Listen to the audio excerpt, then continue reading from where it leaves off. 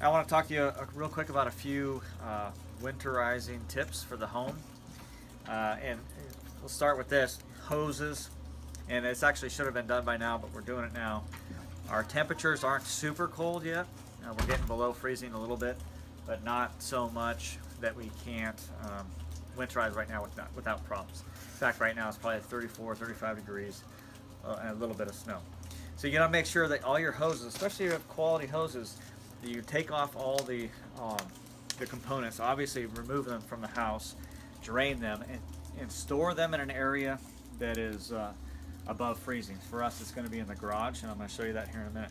And then something like this, very, very simple, cheap, and real easy to put on.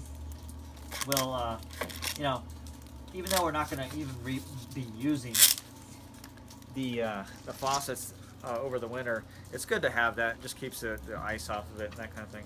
So again, remove. Don't leave hoses connected. If there's water in the hoses, that all needs to get drained out, and then move those hoses into an area where they're not going to break down from all the weather. Secondly, if you have any standing water anywhere, this was our fertigation manufacturer area, where our ducks used to come, and then we take this and we fertilize plants. But for the winter time, let's dump this out and then make sure that this is stored. Otherwise, this is going to freeze and then crack and break, and this thing will be worthless. And then our $5 cheap pool for fertigation will be ruined. Okay, we're going to go on to the next thing. Okay, the next thing I want to talk to you about is water storage. Okay, so we do rainwater catchment here, which is seasonal, which I'm going to show you here in a minute. We have to drain those external tanks because the water will freeze and the components of the faucets and things will break. And so that's a seasonal thing. We drain all of those systems.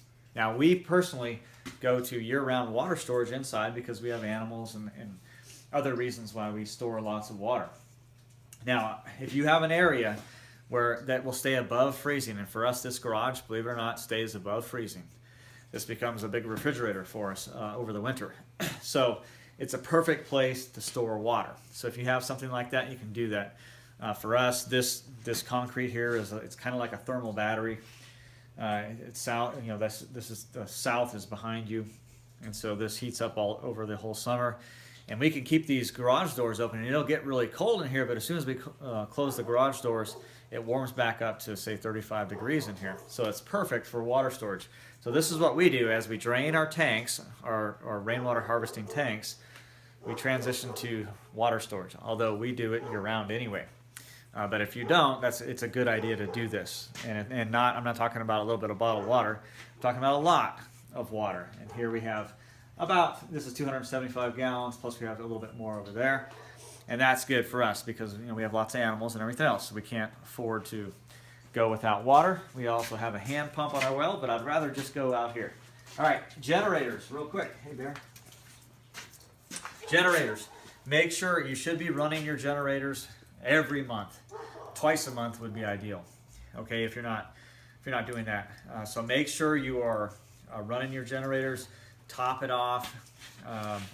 And what I like to do is every time I do a maintenance day where I start at the generator, I'll turn the gas on, start the generator, and then what I'll do is after it runs for about 10 minutes, I'll turn the gas off and let it run out until all that fuel is out of the carburetor so it doesn't get gummed up. And this is not a video about fuel storage, but you should take good and use good fuel storage measures. So make sure that you run your generators and start them now. Don't wait till the power's out and hope that it works. Okay, so we're going to move on to the next.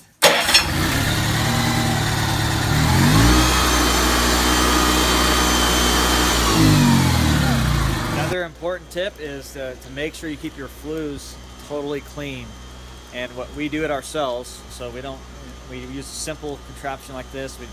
This has many different lengths, and we use a drill, and it comes up through the bottom, and we spin it. Obviously, goes all the way up to the top. It's nice and flexible, and so it's real easy to do. And in this way, we don't have to hire a chimney sweep or anything like that. We just do it ourselves. It's very simple this way, but you want to keep these clean for sure. All right. So one of the things we definitely want to do is drain your external tanks if you're doing rainwater catchment.